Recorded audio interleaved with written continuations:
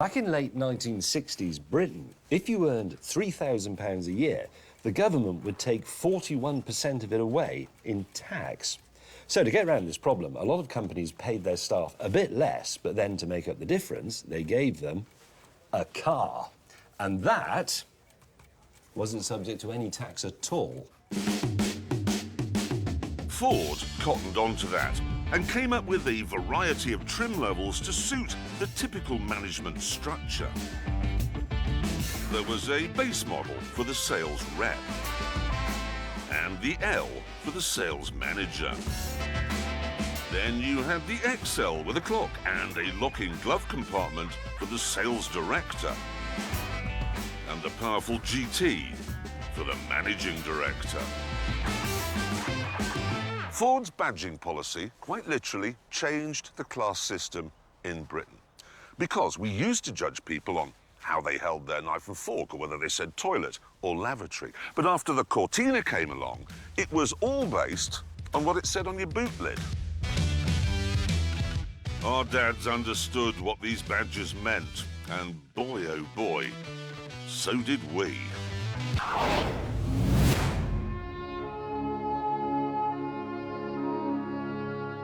You joined me in Doncaster, outside my old school. And I remember very clearly coming out of that door one afternoon in 1969, skipping along here, coming round this gate post here, and I noticed that parked over there was a 1600E, an E in amber gold, just like that one. And in it was my dad. And that was impossible. The E was the absolute king of the hill. It had 4 dials set into its wooden dash. It had a leather and aluminium steering wheel. And on the outside, there were row-style wheels and front fog lamps. It was beautiful and wondrous and exciting beyond words.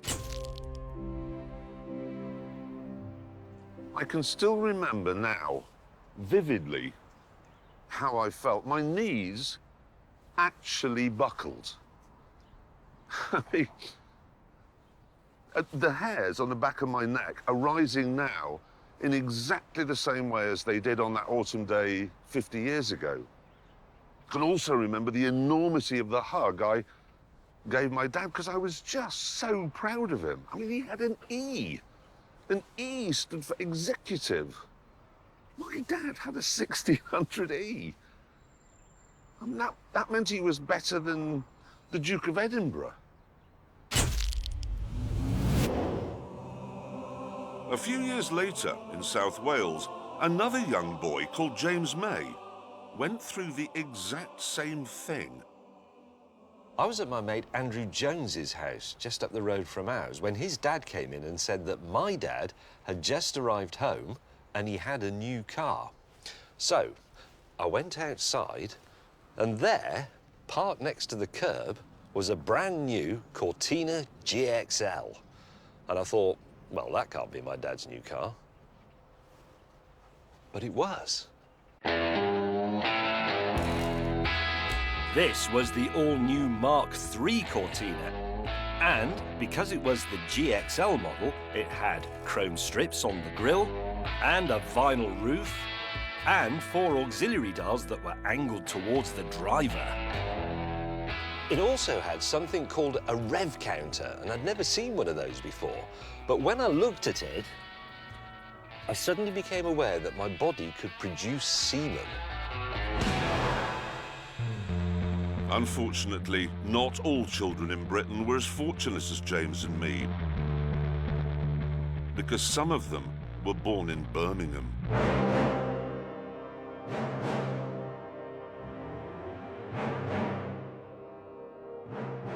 And you couldn't really have a Ford here, because this was the home of British Leyland.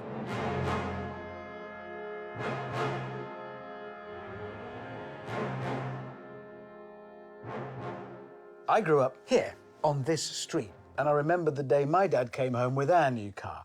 I prayed it would be a Cortina, literally prayed, but it wasn't. What it was was a shoulder-sagging bag of disappointment called the Austin Allegro Estate. It doesn't even have 4 doors. What was my father thinking? Why did he do that to us? I fell to my childish knees, threw my head back, and I howled at the sky. Birds across Birmingham took off. Deer in Stratford-upon-Avon looked up. Such was my horror. This was the summit. This was it. This is the best that we, the Hammonds, could do. We lived in suburbia. People drive past all the time. They see your car. They judge you if you have a wishing well or a gate. We had this on our drive where people could see it. Because my dad had the GXL, he got the brake servo and the alternator as standard. I'm sorry to keep banging on about this GXL thing, but my mate Lonnie, his dad only had an XL, so he was scum. I walked home from school. That wasn't because I wanted the exercise. That's because I would rather walk or hop or crawl 30 miles than be seen getting into that. It's cars like this.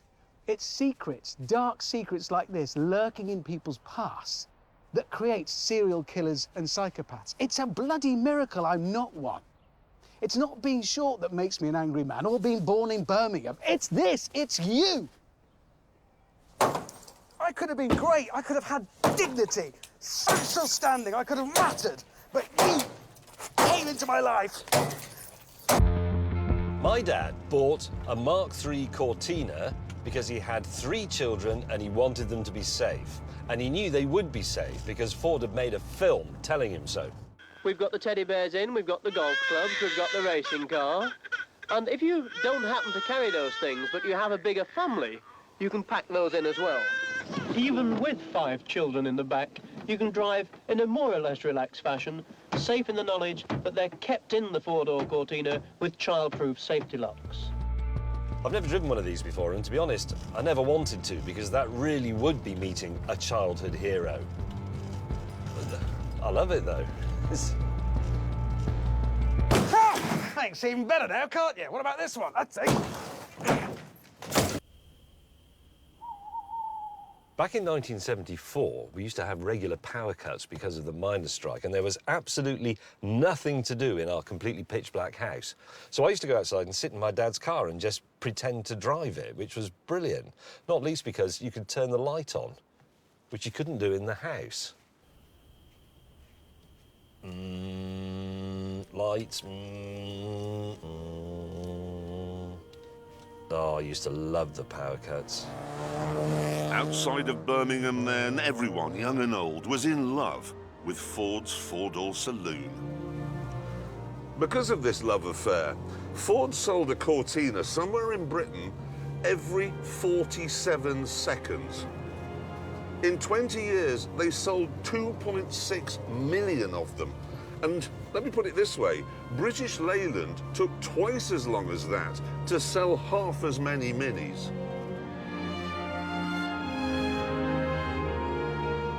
The Cortina then had become a part of the fabric of Britain. It was the nitrogen of our existence. But on the 22nd of July, 1982, Ford pulled the plug. And that was the end of that.